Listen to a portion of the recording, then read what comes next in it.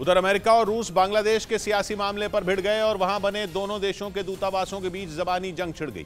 बांग्लादेश की विपक्षी party BNP यानी बांग्लादेश नेशनलिस्ट पार्टी के एक बड़े नेता करीब 9 साल से गायब हैं और रूस और अमेरिका इसी मुद्दे पर लड़ पड़े, क्योंकि अमेरिका ने इसे मानवाधिकार हनन का मामला माना और बांग्लादेश में अमेरिका के राजदूत ने बीएनपी यानी बांग्लादेश नेशनलिस्ट पार्टी के लापता नेता के घर का दौरा किया, क्योंकि आरोप है कि 2013 में बीएनपी के इस बड़े नेता को जबरदस्ती गायब करवाया गया था। 2013 में जिस समय यह घटना हुई थी तब से अब तक वहां शेख हसीना के नेतृत्व वाली अवामी लीग की सरकार है, जिसकी वजह से शेख हसीना की सरकार के खिलाफ बीएनपी ने प्रदर्शन भी किए। लेकिन ये मामला बांग्लादेश का अंदरूनी सियासी मामला ही माना जाता रहा। लेकिन अमेरिका के इस मामले में कूदते ही पूरा रंग बदल गया, क्योंकि अमेरिकी राजदूत ने केवल बांग्लादेश में नहीं बल्कि अमेरिका में बांग्लादेश के राजदूत के सामने भी यह मुद्दा उठाया, जिसके बाद रूस भी इस मामले में कूद पड़ा, क्योंकि 14 दिसंबर को अमेरिकी दूतावास ने कहा कि वो मानवाधिकार के ये अपने खेत में 2000 मछलियां पाल के हर 6 महीने में 3 लाख तक कमा रहे हैं। आपको भी ये करना है, इनसे सीखना है तो फ्रीडम ऐप को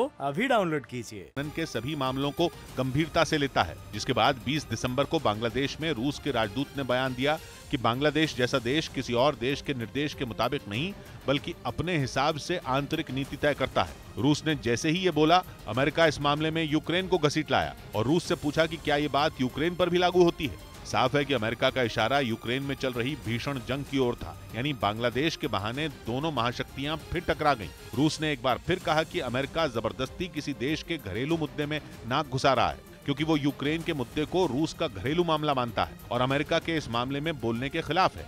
इस बीच उत्तराखंड में 2 जनवरी तक 24 घंटे होटल और ढाबे खुले रहेंगे। नए साल पर पर्यटकों की सुविधा के लिए सरकार ने यह फैसला लागू किया, जिसके मुताबिक होटल के अलावा रेस्टोरेंट, ढाबे और चाय की दुकानों समेत दूसरी खाने की दुकानें भी खुली रहेंगी। राज्य में आने वाले पर्यटकों को 2 जनवरी तक 24 घंटे ये सुविधा मिलेगी।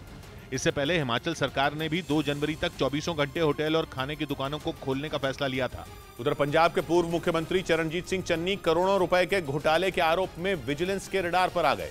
उनके खिलाफ राजविंदर सिंह नाम के आदमी ने विजिलेंस ब्यूरो में शिकायत की थी,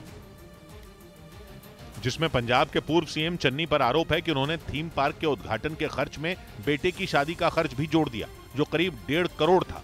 आरोप है कि चमकौर साहब में बने थीम पार्क के टेंडर देने में भी नियमों को तोड़ा गया। चन्नी चमकौर साहब से विधायक रह चुके हैं। इस बीच पाकिस्तान के गृह मंत्री राना सनाउल्लाह ने यह दावा कर दिया कि अफगानिस्तान पाकिस्तान बॉर्डर पर आतंकी संगठन टीटीपी यानी तहरीक तालिबान पाकिस्तान के करीब 10,000 आतंकी मौजूद हैं। मतलब यह कि आतंक की फैक्ट्री चलाने वाला पाकिस्तान खुद टीटीपी से खौफ खा रहा है